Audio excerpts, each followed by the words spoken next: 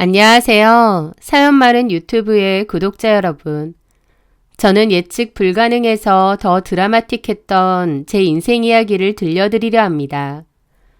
누군가는 파란만장한 삶이 소설보다 재미있다고 하는데요. 그 파란만장하고 굴곡진 삶을 살아본 당사자에게는 정말 힘들고 눈물 나는 이야기이기도 하죠. 저는 불과 몇 년 전까지 차가운 단칸방에서 어린 딸과 서로의 온기에 의지에 잠들었습니다. 그랬던 제가 지금은 돈 걱정 하나 없이 너무나도 평온하고 여유 있는 매일을 맞이하고 있어요. 저조차도 믿기지 않고 인생이라는 게 정말 계속 살아봐야 아는 거구나 싶기도 합니다. 저의 다사다난했던 인생 이야기의 시작은 아주 오래전으로 거슬러 올라갑니다. 저는 15살부터 20살까지의 5년의 시간을 몸져 누우신 양아버지의 병수발을 들며 지냈어요. 저희 양부모님은 저와 피 한 방울 섞이지 않았지만 저를 거두어 주시고 곱게 키워주신 고마운 분들이었죠. 그때 당시 이미 50대셨던 두 분은 고된 식당 일 속에서도 제 재롱에 웃음꽃을 피우셨고 저는 그 사랑 덕분에 세상 부러울 것 없는 유년 시절을 보냈거든요. 저는 무슨 영문이었는지 정확히 기억은 안 나지만 3, 4살 때쯤 친부모님을 잃어버렸던 것 같고 한 성당에서 운영하는 보육원에서 지냈는데요. 그때 양부모님 중 어머니는 그 성당에 다니시면서 보육원에서 봉사활동도 하셨다고 했습니다. 그러다가 새로 입소한 저도 돌봐주셨는데 저는 너무 옛날이라 기억이 잘 안 나는데 제가 계속 울고 밥도 잘 안 먹고 그러고 있었대요. 어머니는 제가 유난히도 눈에 밟히고 안쓰러워서 저를 많이 챙겨주셨다고 했습니다. 저 역시도 다른 분들보다 유독 어머니한테만 잘 붙어있고 떨어져 있지 않으려고 했다더군요. 어머니와 아버지는 어렸을 때 키우던 아들이 병으로 죽은 뒤로 따로 자식이 없었다고 했는데요. 저한테서 어떤 강렬한 모성애를 느꼈고 운명을 느꼈다고 하셨습니다. 그렇게 오랜 고민 끝에 저를 키우기로 했다더군요. 양부모님은 저에게 정말 좋은 부모님이 되어주셨습니다. 제가 피 섞인 친딸은 아니지만 양부모님이 저에게 보여줬던 그 따스했던 온기는 아직도 제 마음에 남아있으니까요. 장사가 그렇게 잘 된 건 아니었고 주로 성당에 다니던 신도분들이 자주 오셨어요. 여유로운 형편은 아니지만 그래도 행복하고 평화롭게 잘 지냈습니다. 그런데 제가 중학생일 때쯤 아버지의 사촌이라는 분이 아버지를 배신하는 일이 생겼어요. 저는 어렸을 때라 어떻게 된 상황인지 정확히는 몰랐지만 지금 생각해보면 양아버지께서 보증을 섰거나 명의를 빌려주셨던 것 같기도 해요. 하여튼 그 일이 문제가 되어서 저희 집은 쑥대밭이 되었습니다. 그리고 설상가상으로 아버지는 그 일이 원인이 되었는지 술도 많이 드시고 힘들어 하시다가 뇌졸중으로 쓰러지게 되셨죠. 속상한 마음에 술을 잔뜩 드시고 늦은 밤 집으로 오시는 길에 바닥에 쓰러지신 것 같고 한참이나 지나서야 동네 사람이 발견하고 신고한 모양이었습니다. 그 일로 아버지는 반신불수가 되셨고 자리를 보전하고 누우셨습니다. 예전에 총명함도 잃으셨고요. 그리고 그날부터 어머니와 제 삶도 완전히 달라졌죠. 사촌이 돈 문제로 뒤통수를 치는 바람에 가뜩이나 여유롭지 않았던 저희 집 형편은 더 안 좋아졌고 빚 문제로 가게도 정리를 해야 했습니다. 그맘때 저는 아버지를 챙겨야 했기에 학교는 뒷전일 수밖에 없었습니다. 어머니는 가게를 정리했기 때문에 생계를 책임지기 위해 공장에서 일을 하셨고 제가 어머니를 대신해서 집안일과 아버지를 간호해야 했는데요. 아버지 식사 챙겨드리고 실수하시는 것도 제가 다 처리하고 내내 붙어서 간호를 해야 했죠. 친구들이 뛰노는 시간에 저는 아버지의 굳어진 팔다리를 주무르며 눈물 삼키는 날이 많았습니다. 어머니는 늦은 밤 일을 마치고 집에 돌아와 피곤하고 파리한 얼굴로 제 손을 꼭 잡으셨어요. 그리고 늘 미안하다고 하셨죠. 차라리 어머니 아버지가 저를 데리고 오지 않았더라면, 다른 여유로운 집으로 입양을 갔더라면, 아니면 그냥 보육원에서 지내게 했더라면 제가 이렇게 고생할 일도 없었을 거라고요. 하지만 저는 그렇게 생각하지 않았습니다. 어머니 아버지는 누가 뭐래도 제 부모님이고 가족인데 좋을 때는 가족이고 안 좋을 때는 가족이 아닌가요? 저는 엄마에게 그런 말씀 마시라고 나 여태까지 이렇게 잘 키워주신 것만으로도 늘 감사하고 자식인 내가 이런 일을 안 하면 누가 하느냐 그랬습니다. 어머니는 제가 너무 철이 빨리 들었다고 늘 미안하다고 하셨어요. 아버지가 비록 누워있지만 저희 집 형편이 몹시 안 좋았지만 그래도 괜찮았습니다. 제가 어렸을 때 저를 걷어주시고 어머니 아버지가 저한테 주셨던 따뜻한 사랑과 마음, 그게 있었기 때문에 저도 얼마든지 버틸 수 있었죠. 그런데 불행은 거기서 끝나지 않았습니다. 아버지 대신해서 밤낮 없이 일하시던 어머니가 출근길에 불의의 교통사고를 당하셨거든요. 어머니는 그 사고로 열흘간 병원에 누워 계시다가 결국 돌아가셨죠. 어머니가 돌아가시던 날 어머니는 힘겨운 목소리로 끝까지 저에게 미안하다고 하셨습니다. 선이야, 미안하다. 우리가 아니었더라면, 그냥 보육원에 있었더라면 어쩌면 네 친부모가 너를 찾으러 왔을 텐데 너를 데리고 온 건 내 욕심이었어. 저는 그 말에 눈물을 쏟으며 아니라고 했죠. 엄마, 그런 말 마세요. 엄마 아빠가 저를 얼마나 사랑으로 키워주셨는데요. 세상 누구보다 귀하게 키워주셨어요. 그런 생각 마시고 빨리 일어나세요. 오래오래 제 곁에만 계셔주세요. 어머니가 돌아가시지만 않는다면 아파도 괜찮다고 생각했습니다. 제가 어머니도 아버지도 다 건사할 수 있다고요. 하지만 제 간절한 바람에도 불구하고 어머니는 결국 눈을 감으셨습니다. 그때 제 나이가 19살이었어요. 어머니가 그렇게 돌아가시고 1년 뒤 아버지마저도 결국 돌아가셨습니다. 병상에 누워 있어도 제가 간호를 해야 했어도 그래도 아버지가 계신 것과 안 계신 것에는 크나큰 차이가 있더군요. 어머니에 이어 아버지까지 그렇게 돌아가시니 내가 이 세상에 완전히 혼자구나 라는 것을 뼈저리게 깨달았습니다. 오랜 아버지의 병간호로 너무 지쳐 있었는데 막상 아버지가 돌아가시고 나니 세상에 나 혼자 남겨진 느낌이 뭔지 알겠더군요. 더 이상 나에게는 어머니도 아버지도 없다라는 게, 가족 하나 없다는 게 그렇게 절망스럽고 무서울 수가 없었습니다. 저는 그때 막 성인이 되었고 너무 어렸으니까요. 저는 성당 어른들의 도움을 받아 부모님의 집을 정리했습니다. 오래되고 작은 시골집이었고 정리를 해도 얼마 남지는 않더라고요.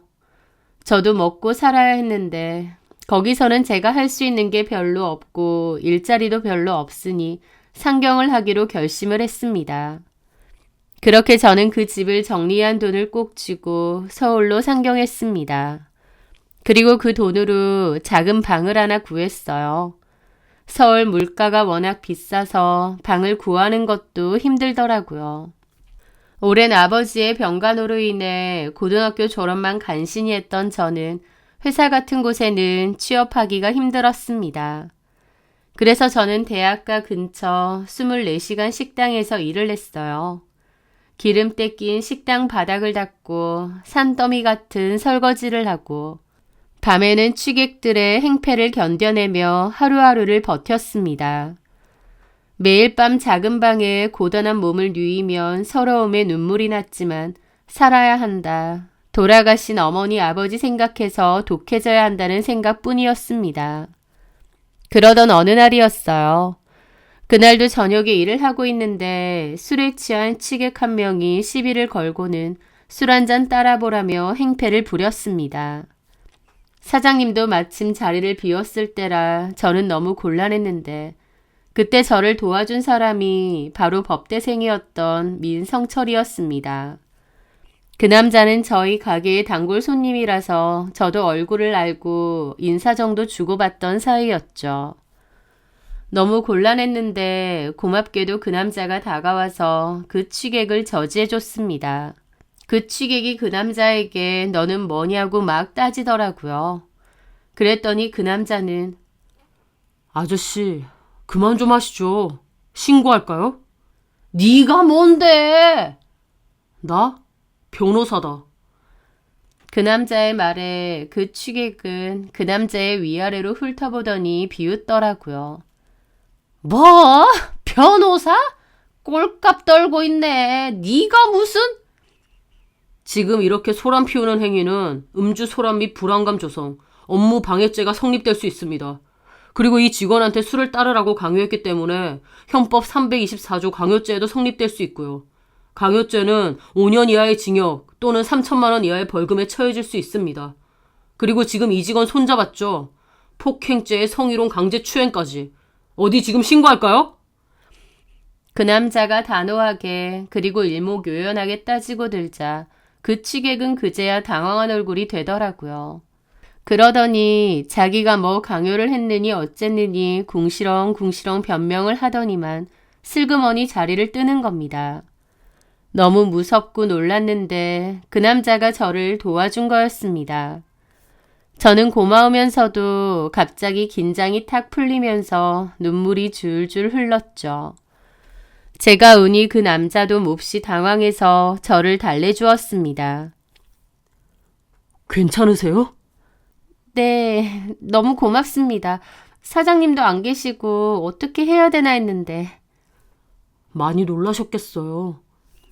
그 남자는 따뜻하게 저를 위로해 주었고 그 덕분에 저도 진정을 할 수 있었습니다. 그렇게 사장님이 들어오셨고 좀 전에 상황을 알게 된 사장님은 너무 놀랐겠다며 일찍 퇴근을 하라고 하셨죠.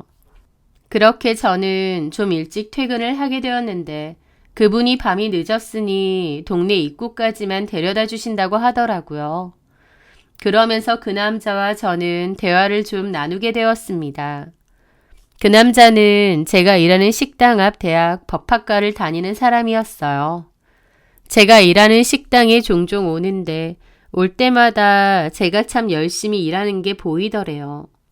선하고 다정한 말투였고 어쩐지 그 말투를 듣고 있노라면 지친 제 마음에 작은 위로가 되는 듯 했습니다.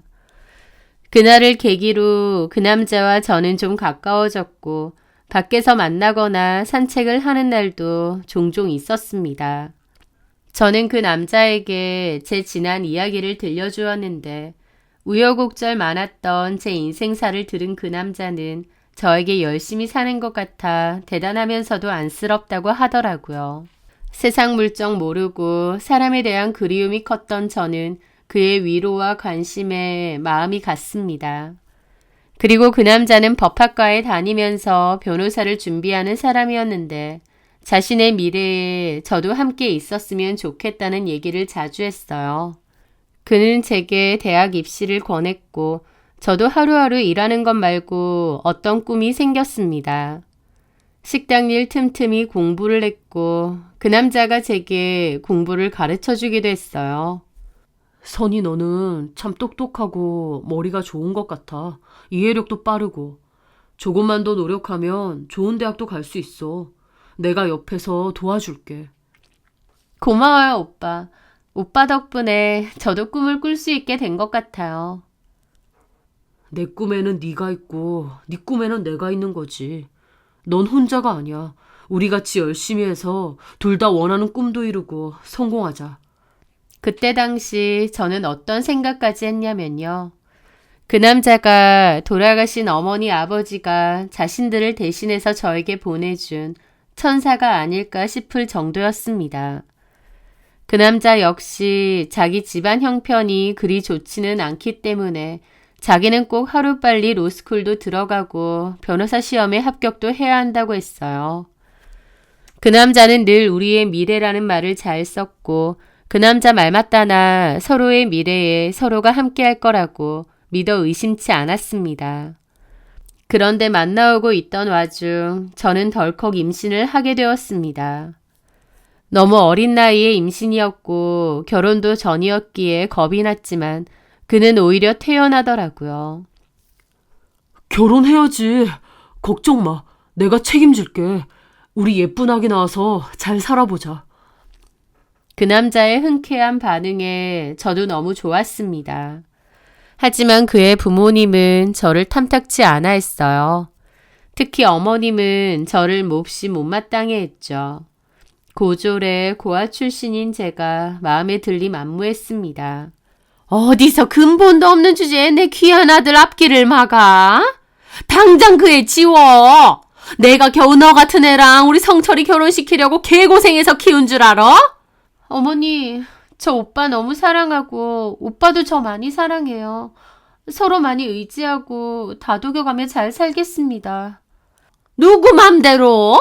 나는 너 같은 거 며느리로 받아들일 생각 눈꼽만치도 없는데? 네 뱃속에 있는 건 우리 집안의 수치일 뿐이야. 양심이라는 게 있으면 내 아들 인생 망치지 말고 깨끗이 사라져. 어머님은 저를 정말 함부로 대하셨고 거침없이 악담을 퍼부으셨습니다. 하지만 저는 뱃속의 아기를 포기할 생각이 전혀 없었어요. 저의 소중한 가족이었고 둘도 없는 내 편이자 저의 일부였으니까요. 남편은 어머님을 설득했는데 어머님은 끝까지 저를 받아들이고 싶지도 않고 인정하고 싶지도 않으니 부모 인연 끊고 알아서 살라고 하셨습니다. 결국 남편과 저는 시부모님의 허락을 받지 못한 채 결혼식도 없이 혼인신고만 했어요. 당장 돈이 없었고 그나마 도움을 줄 만한 부모님과도 연이 끊겼기 때문에 남편은 준비하던 로스쿨을 포기하고 일반 회사에 취업을 해야 했습니다. 저와 아이 때문에 남편은 꿈을 포기한 거였는데 그게 참 미안하기도 했죠. 하지만 남편은 이 모든 건 다 자신의 선택이라며 도리어 저를 위로해 주었습니다. 그리고 남편과 저는 작은 월세방에서 딸 세영이를 낳았습니다. 비록 시부모님의 허락도 인정도 받지 못했고 형편은 어려웠지만 작고 소중한 내 딸 세영이를 품에 안았을 때 세상 모든 것을 가진 듯 행복하더군요. 그리고 결심했습니다. 세상에 무슨 일이 있더라도 너를 꼭 지켜주겠다라고요. 그렇게 계속 행복했으면 좋았겠지만 가난과 찌든 삶 때문이었는지 남편과 저의 사이는 빠르게 삐그덕거렸습니다. 남편은 저 때문에 변호사가 되고 싶은 꿈을 포기했다며 점차 원망이 생겨났고 억지로 하는 회사 생활이 너무 힘들다는 푸념을 하기 시작했어요. 저는 남편이 그런 말을 할 때면 죄인이라도 됐냐 아무 말도 할 수가 없었습니다. 남편은 저 때문이라는 원망이 갈수록 늘어갔고 나중에는 저에 이어 아이까지 미워진 건지 아이의 울음소리까지도 짜증스러워 하더라고요. 남편의 마음속에는 저와 세영이 때문에 자신의 꿈도 포기하고 부모님과도 등을 졌다는 원망이 걷잡을 수 없이 점점 더 커지는 것 같았습니다. 그렇게 세영이가 태어나고 1년쯤 지났을까요?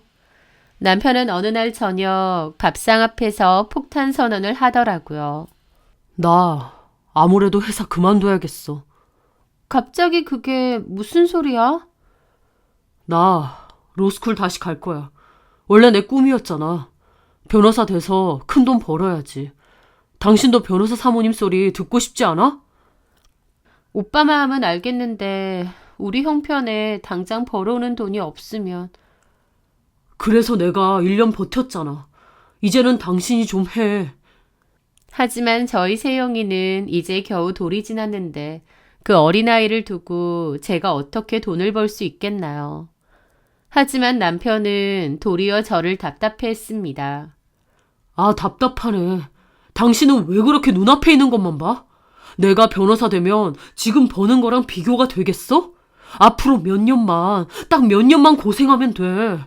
그럼 당신이랑 세영이 내가 남부럽지 않게 평생 호강시켜줄게. 나만 믿고 좀 도와줘. 저는 당장의 현실을 생각하지 않을 수 없었지만 남편의 꿈을 꺾고 싶지는 않았습니다. 그래, 남편을 위해, 또 우리 가족을 위해, 세영이를 위해 내가 나서자, 내가 도와주자, 내가 어떻게든 해보자, 그렇게 생각했던 것 같아요.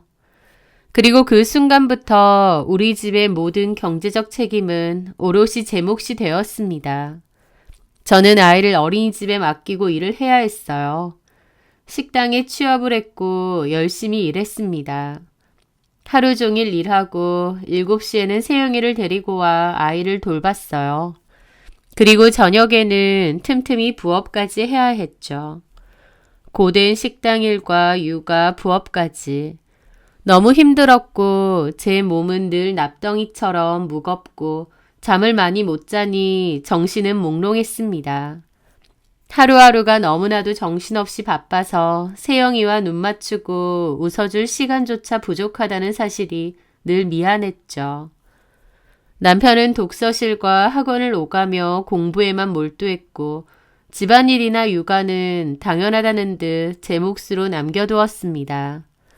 게다가 남편은 오히려 제가 지친 기색을 보이거나 빠듯한 살림에 대해 하소연이라도 할라치면 불같이 짜증을 냈습니다. 제가 생활비에 관한 얘기라도 꺼내면 나 지금 얼마나 중요한 시기인 줄 몰라? 그런 사소한 것까지 내가 신경 써야 해? 당신이 좀 알아서 해. 나중에 내가 변호사 되면 이자까지 쳐서 몇 배로 갚아줄 테니까 제발 나 공부만 할 수 있게 좀 내버려둬. 처음에는 남편의 꿈을 응원했고 남편의 꿈이 곧 저와 세영이의 꿈이라고 생각했어요. 하지만 시간이 갈수록 남편은 저를 동반자가 아닌 자신의 성공을 위한 도구이자 희생양으로 여기는 듯 했습니다. 그맘때 결혼으로 인연을 끊다시피 했던 시어머니와 다시 연락을 했었는데 어머님은 그때까지도 계속 저를 원망하고 닥달하시더라고요. 남편이 밤낮으로 공부한다고 쇠가 빠져라 저러고 있으면 네가 뒷바라지 해주고 다른 일에 신경 안 쓰게 해야 하는 거다. 우리 성철이가 평범한 집 여자랑 결혼만 했어도 저 고생은 안 하는 건데 아휴. 어머님은 저에게 막말을 쏟아냈고 저는 너무 힘들고 지쳐갔습니다. 그런데 엎친 데 덮친 격으로 그 무렵 어린 세영이에게 심장병이 발견되었어요. 당장 수술이 필요했지만 수술비는 감당할 수 없는 큰 금액이더군요. 저는 하늘이 무너지는 심정으로 어머님께 연락했습니다. 그런데 돌아온 것은 역시나 얼음장처럼 차갑고 비수 같은 말이더군요. 아휴, 정말 가지가지하네. 나도 하필이면 저렇게 아픈 애를 낳아가지고 내 아들 앞길 막으려고 하네. 내가 진짜 미친다 정말. 나한테 손 벌릴 생각 마라. 나는 돈 없다. 네가 죽어라 우겨서 낳은 거니까 네 알아서 해라. 아무리 그래도 친손주인데 정말 너무하시더군요. 어머님은 끝까지 저희 세영이도 인정을 안 하셨습니다.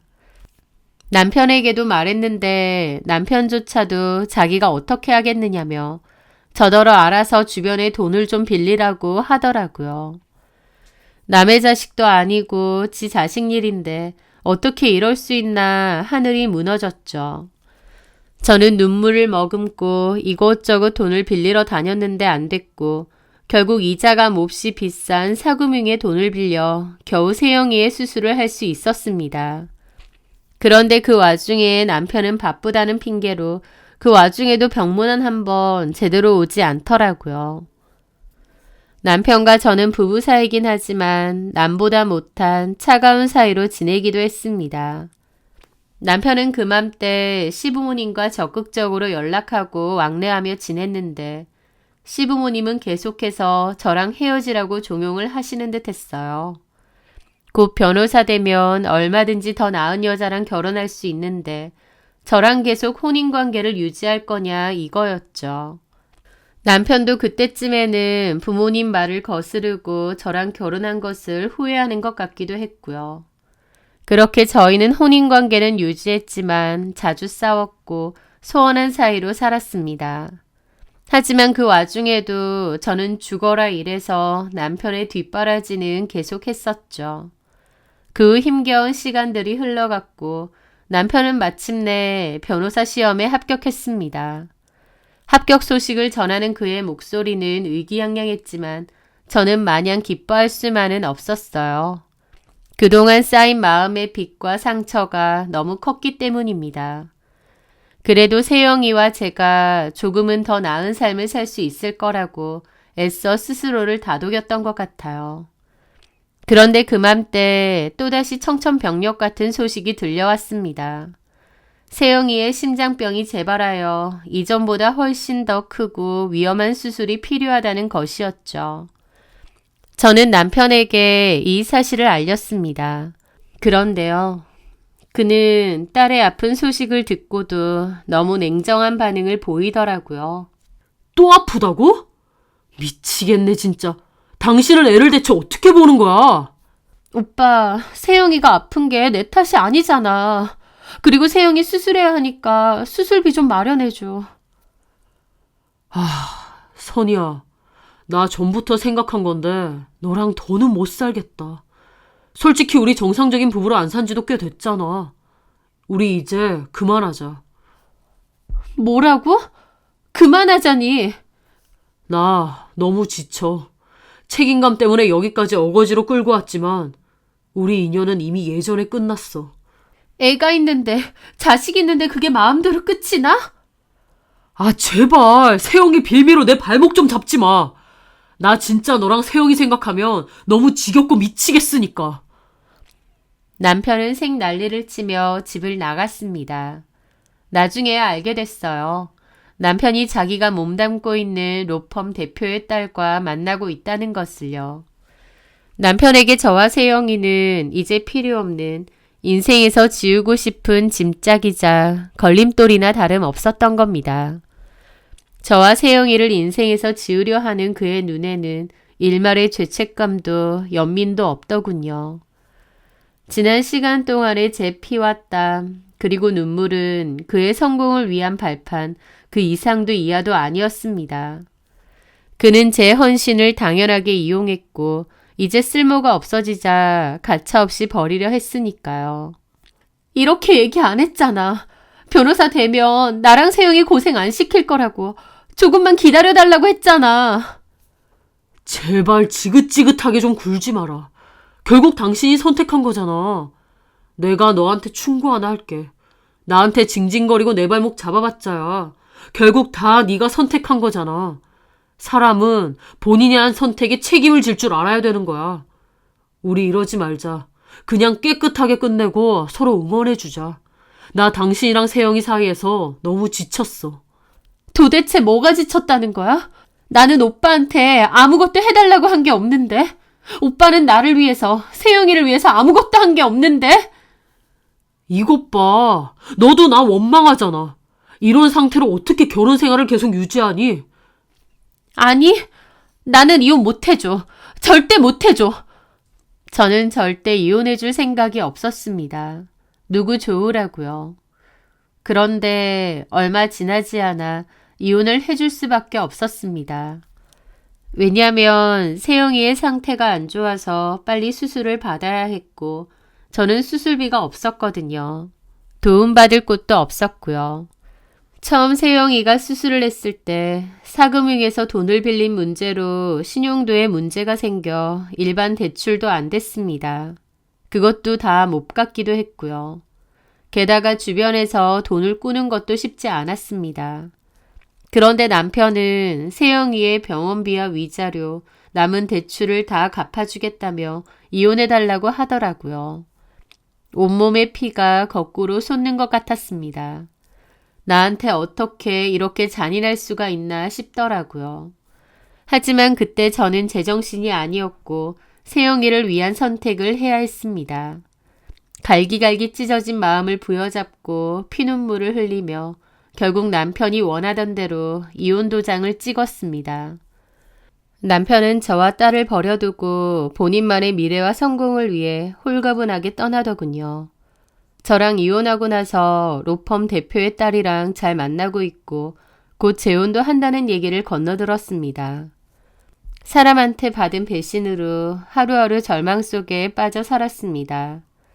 그나마도 세영이의 수술이 잘 끝난 게 다행이라면 다행이었죠.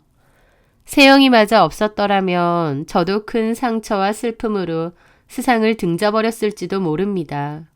인생이 나에게는 왜 이렇게 힘들까, 나한테는 왜 이렇게 모질까 생각하면서요. 그런데요, 그런 저에게 놀라운 일이 생겼습니다. 저에게 험난한 삶만 주던 인생이 선물을 줬다고나 할까요? 그 후 세영이가 회복 후 다시 일상으로 돌아왔고 저는 생계를 위해 열심히 식당에서 일을 했습니다. 그리고 그날도 평소와 다름없는 날이었죠. 그런데 제 앞으로 고급스러워 보이는 옷차림의 한 중년 여성이 들어왔습니다. 그분은 들어올 때부터 줄곧 저를 쳐다보는 것 같더라고요. 왜 그러지 싶으면서도 너무 강렬하게 저를 쳐다보다 보니 부담스러워서 오히려 시선을 피했죠. 그런데 그분이 저에게 다가왔고 제 목 언저리를 빤히 보더라고요. 저는 목에 큰 반점이 하나 있는데 그걸 보는 듯 했죠. 손님, 왜 그러세요? 그런데 그 손님이 엉뚱한 소리를 하시더라고요. 아가씨, 그 목에 있는 점 그거 원래부터 있었던 건가요? 네? 아, 그렇죠. 뭐 문제라도 있나요? 아가씨 이름이 어떻게 돼요? 제 이름요? 제 이름은 왜 강선희인데요. 강선희라고요? 그 손님은 막 갸우뚱하더라고요. 그러더니 저기 실례되는 질문이 아니라면 정말 미안한데 부모님 계시나요? 네? 아, 다 돌아가셨는데. 친부모님이신가요? 그 말에 저는 기분이 너무 이상하더라고요. 황당한 기분으로 보고 있으니 그분이 그러는 겁니다. 미안해요. 30년 전에 잃어버렸던 조카가 있는데 이름이 미주였어요. 저희 오빠의 하나뿐인 딸이었죠. 그 아이 목에 아가씨랑 정말 똑같은 위치에 이런 점이 있었거든요. 그리고 아가씨 얼굴이 돌아가신 새언니랑 정말 비슷해요. 그분의 떨리는 목소리와 간절한 눈빛, 그리고 미주라는 이름과 목의 큰 점, 그 모든 것이 제 혼란스러운 머릿속을 휘저었습니다. 저는 과거에 입양이 되었고 진짜 이름은 저희 양부모님도 모르시잖아요. 이분이 말하는 미주가 바로 나일지도 모른다는 생각이 번개처럼 스쳐 지나가더군요. 그분은 자신의 오빠가 30년 동안 딸을 찾아 헤맸고 자식을 잃어버린 새언니는 결국 마음의 병을 얻어 5년 전에 돌아가셨다고 했습니다. 저는 고민 끝에 제 연락처를 드렸고 그분은 꼭 연락하겠다며 눈물을 글썽이며 식당을 나섰죠. 며칠 후 그분이 다시 연락이 왔고 그분의 주선으로 유전자 검사를 받게 되었습니다. 피를 뽑고 결과를 기다리는 며칠 동안 저는 잠을 이룰 수 없었습니다. 너무 혼란스럽더라고요. 그리고 얼마 지나지 않아 제 인생을 송두리째 바꿀 기적 같은 연락을 받았습니다. 유전자 검사 결과 제가 바로 30년 전 실종된 최미주가 맞다는 것이었습니다. 약속된 날 저는 호텔 커피숍에서 친아버지를 만났습니다. 그는 바이오 기업의 회장님이셨어요. 그 전에 고모로부터 사진을 보긴 했지만 실제로 보니 한눈에 그가 제 아버지임을 알 수 있겠더군요. 그분, 그러니까 저희 아빠도 저를 보자마자 눈물을 쏟으셨어요. 제가 돌아가신 저희 엄마랑 너무 닮았다고 했습니다. 이목구비며 풍기는 이미지까지요. 엄마는 외가 식구들이랑 떠난 여행지에서 저를 잃어버렸고 저희 친엄마는 저를 잃어버린 죄책감과 고통으로 인해 몹시 힘들어 하셨다고 하더라고요. 그렇게 저를 내내 찾아 헤매다가 결국 일찍 세상을 떠나셨다고 했습니다. 저희 아빠는 30년 만에 찾은 저를 끌어안고 아이처럼 오열하셨어요. 미주야, 내 딸 살아있었구나. 제 이름이 미주였군요. 그래, 네 엄마가 하늘에서 보고 있다면 얼마나 기뻐할까. 널 다시 만나는데 30년이 걸렸어. 그동안 얼마나 고생이 많았니. 이 아비가 너무 늦게 찾아서 미안하다. 정말 미안하다. 아버지의 눈에서는 하염없이 눈물이 흘렀고 저 역시 뜨거운 눈물을 주체할 수 없었습니다. 수십 년간 겪었던 서름과 고통이 눈물과 함께 터져 나왔습니다. 아빠와 그날 정말 많은 이야기를 나누었어요. 그리고 저는 제 딸 세영이와 함께 아버지가 사시는 저택으로 들어갔습니다. 아버지가 사시는 곳은 정말 크고 좋은 집이었고 저와 세영이는 얼떨떨 하더라고요. 아빠는 저와 세영이에게 그동안 못다한 사랑을 쏟아 부으셨어요. 그리고 저는 진짜 제 이름 최미주로 새로운 삶을 시작하게 된 것이죠. 돈이 없어서 밤낮 없이 일을 해야 했던, 아이와 제대로 놀아주지도 못했던 저는 아버지의 도움으로 차고 넘치는 풍족한 생활을 할 수 있었습니다. 저는 식당을 그만두고 아버지 집에서 지내며 세영이를 돌봤어요. 아버지는 저에게 이제라도 하고 싶은 공부 실컷 하라고 했고 회사 일도 배우라고 하셨습니다. 아버지는 마치 저희 세영이가 과거에 잃어버린 저처럼 느껴지시는지 정말 예뻐하셨어요. 완전 손녀 바보셨죠. 그리고 이따금씩 저와 세영이를 못 보고 죽은 엄마를 생각하면 눈물이 난다고 그러셨고요. 저도 뒤늦게 찾은 친아빠의 그늘 밑에서 처음으로 불안함 없이 걱정 없이 여유롭게 지내고 있었습니다. 그렇게 시간이 흘렀을 때였어요. 저는 딸아이의 정기 검진을 위해 병원을 찾았습니다. 병원은 저희 아빠가 정기 후원을 하고 있는 병원이기도 했죠. 그런데 저는 거기서 믿을 수 없는 인물과 마주쳤습니다. 저는 아이와 함께 기사님이 내려준 차에서 내려 병원을 들어가고 있는데 누가 제 팔을 확 잡아 당기더라고요. 놀라서 보니 바로 전시모였습니다. 제가 고아이고 별 볼 일 없다고 저를 끝까지 반대했던 바로 그 전시모요. 전시모는 몹시 초췌한 몰골로 저의 팔을 잡고 있더라고요. 너 맞지? 저는 당황스러운 기분으로 팔을 뿌리쳤습니다. 뭐예요? 왜 사람을 이렇게 잡고 그러세요? 너 맞지? 강선이 맞지? 그러면서 옆에 있는 저희 딸도 보더라고요. 저는 딸을 뒤로 감추며 경계를 했습니다. 그런데요? 내가 저기서부터 봤는데 너 엄청 고급 세단에서 내리던데? 그리고 너 지금 모습이 하면서 제 모습을 위아래로 훑어보더라고요. 머리부터 발끝까지 과거에 옹색했던 저와 180도 다른 부잣집 사모님의 모습으로 보이니 전시모가 기함하는 것도 당연했습니다. 전시모가 저보고 보잘것없다고 얼마나 무시했었나요? 이게 어떻게 된 거야? 너 혹시 재혼했니? 어디 돈 많고 늙은 하랩이라도 물었어? 미치셨어요? 그리고 저희가 무슨 사이라고 이러세요? 당장 나오세요. 그런데 갑자기 저희 세영이한테 아는 체를 하는 겁니다. 세영아, 할머니다. 기억나니? 미치셨어요? 이거 안 나요? 저랑 전시모 사이에서 소란이 일자 병원 직원들이 달려왔습니다. 그리고 저한테 괜찮으냐 물었죠. 사모님, 무슨 일이세요? 괜찮으세요? 네. 직원들이 저한테 사모님이라고 하니까 전시모 눈알이 튀어나올 것 같더라고요. 사모님? 너 여기 무슨 병원 이사장 같은 사람이랑 재혼이라도 했어? 네가 무슨 사모님이야? 어디 말 좀 해봐. 전시모의 닭달에 직원이 제지하려는 거 제가 괜찮다고 했습니다. 그리고 단호히 말했죠. 미치셨어요? 함부로 말하지 마시고 다시는 아는 체 하지 마세요. 그렇게 저는 세영이와 가려는데 전시모가 계속 저를 붙잡았고 직원들이 전시모를 말렸습니다. 전시모는 악착같이 저를 붙잡는데 왜 이러나 싶더라고요. 선이야, 잠깐 얘기 좀 하자. 나랑 잠깐 얘기 좀 해. 이게 어떻게 된 거냐고. 저 선이 아니고요.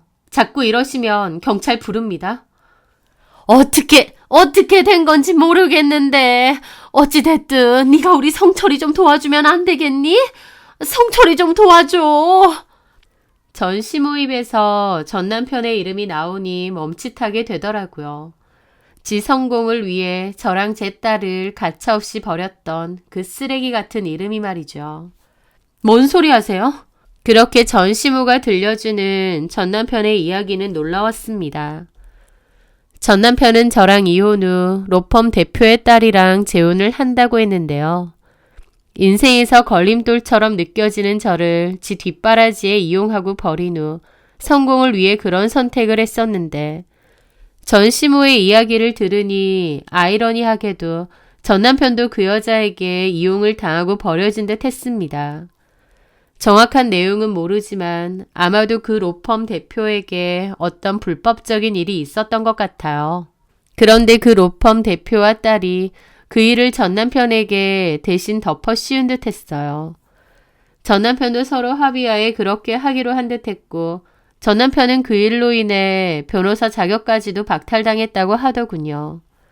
하지만 잘나가는 장인어른과 와이프가 자기를 건사해준다고 믿어 의심치 않았나 본데 결국 이용만 당하고 그 사람들에게 전 남편은 내쳐졌다고 하더라고요. 모함을 뒤집어 쓰고 이용까지 당했고요. 전 남편은 배신당한 일로 죽겠다고 술 먹고 색 난리를 치다가 3층 높이에서 떨어졌고 목숨은 부지했지만 큰 장애가 생겼다고 했습니다. 그 후에도 전 남편은 배신감 때문에 정신을 못 차리고 계속 위험한 짓을 반복해서 현재는 정신병동에 입원 중이라고 하더라고요. 전시모는 전 남편의 장인이었던 그 로펌 대표와 며느리인 그 여자를 생각하면 분통이 터지고 억울해하는 우리 아들을 생각하면 가슴이 미어 터진다면서 어디에라도 도움을 요청하고 싶다고 했습니다. 그런데 우연하게 본 제가 기사가 운전하는 차에서 내리고 행색이 180도 달라져 보이니 저라도 도와달라고 하는 거예요. 제가 어떤 사유로 이렇게 달라져 있는지는 모르겠지만 돈도 꽤나 생긴 것 같으니 자기들을 좀 도와달라는 거죠. 그 말을 들으면서도 이 사람은 나를 끝까지 바보 천치 호구로 아는구나 싶더라고요. 제가 미치지 않고서야 전 남편과 전시모를 도와주겠나요? 전 남편에게 그 치떨리는 배신을 당하고 전시모에게 그 모욕감을 당하며 살았는데요. 전 남편은 아픈 자기 자식을 빌미로 이혼을 요구했고 저와 딸을 발밑에 채이는 돌멩이 취급했습니다. 그 쓰레기 같은 전 남편을 저더러 도와달라고요? 기가 막혀서 헛웃음이 나올 지경이더라고요. 저는 쓴웃음을 지으며 그랬습니다. 민성철이 그렇게 됐군요. 참 안타깝게 됐네요. 그렇지. 그러니까 네가 예정을 생각해서 우리 성철이를... 그런데요. 민성철이 예전에 저한테 그런 말을 하더라고요. 모든 것은 다 본인이 선택한 거다. 선택한 것에 대한 책임도 본인이 지는 거다라고요. 그 얘기를 언제 했냐면 그 로펌 대표 딸이랑 바람나서 저한테 이혼 요구할 때 그랬어요. 제가 우리 세영이 수술비라도 좀 도와달라고 했을 때. 다른 사람도 아니고 지 딸 심장 수술하는 거 그 수술비 좀 달라고 했을 때요. 그때 어머님 아들이 적선하듯이 수술비 줄 테니 이혼해달라고 하면서 한 말이에요. 제 말에 전시모의 눈동자가 떨리면서 막 변명을 하더라고요. 그래, 그건 성철이도 잘못했어. 성철이도 당장의 성공에 눈이 멀어서. 눈멀 게 따로 있죠. 자기 자식 아파서 당장 수술해야 된다는데 그 수술비 줄 테니 이혼해달라고 요구하는 게 인간인가요? 그리고 그런 민성철을 겪은 저한테 민성철을 도와주라고요? 어머님 같으면 도와주고 싶으시겠어요? 제 말에 전시모는 아무 말도 못하더라고요. 어머니, 저 예전에 그 어리숙하고 바보 같았던 강선이 아닙니다. 민성철 그렇게 됐다는 거? 제 입장에선 오히려 고소해요. 뭐야? 다시 말씀드려요. 고소하고 후련합니다. 제가 그럼 아유 참 안 됐네요. 제가 뭐라도 도와드릴게요. 그럴 줄 아셨던 거예요? 진짜 바보 같고 어리숙한 건 어머님이시네요. 제 말에 전시모의 얼굴이 시뻘개지더군요. 민성철한테 그렇게 전해주세요. 모든 것은 다 본인이 선택한 거라고. 그 선택의 책임도 본인이 지라고요. 그러면 억울할 것도 없다고요. 만약 그때 저를 배신하지 않고 제 옆을 그리고 우리 세영이 옆을 지켰더라면 지금의 모습과는 아주 많이 달랐을 거예요. 하지만 어쩌겠나요. 배신한 것도 아픈 자식 가지고 딜을 한 것도 결국 본인도 똑같이 배신당한 것도 다 본인이 자초한 건데요. 너무 억울해하지 말라 그러세요. 그리고요. 어머님도 아니 당신도 앞으로 저 우연히 만나더라도 아는 체 하지 마세요. 저 며느리로 생각한 적 없다고 하셨죠. 저도 마찬가지예요. 남인데 이런 얘기 구구절절 하시는 것도 웃기네요. 다음번에 또 저나 세영이 붙잡고 이러시면 그때는 말로 안 넘어갑니다. 그럼 살펴가세요. 저는 그렇게 말하고 그 자리에서 일어났습니다. 전시모의 벙찐 얼굴로 떡 벌어진 입이 제가 본 마지막 모습이었네요. 저는 그 모습에 경멸의 눈빛을 보내고 차갑게 돌아섰습니다. 그리고 저는 제 길고 어두웠던 과거와도 완전한 작별을 고했죠. 돌이켜보면 참 힘들고 우여곡절이 많았는데요. 그 시간들이 있었기에 지금의 제가 있는지도 모르겠습니다. 사필 귀정이라고 했던가요? 저를 배신하고 나락으로 떨어뜨렸던 이들의 비참한 끝을 확인하고 나니 비로소 제 마음에도 어느 정도 평화가 찾아온 듯 합니다. 물론 상처가 완전히 아문 것은 아니지만요. 이제 저는 갑자기 찾아온 행운을 발판 삼아 제 딸 세영이와 그리고 저희 아빠와 함께 그동안 누리지 못했던 행복을 마음껏 누리며 또 제가 받은 도움을 다른 어려운 이웃들에게 베풀며 살아가려 합니다. 이야기를 들어주시는 여러분의 삶에는 예기치 못한 불행보다는 기적 같은 행운이 더 자주 찾아오기를 진심으로 바라겠습니다. 제 사연 들어주셔서 감사합니다.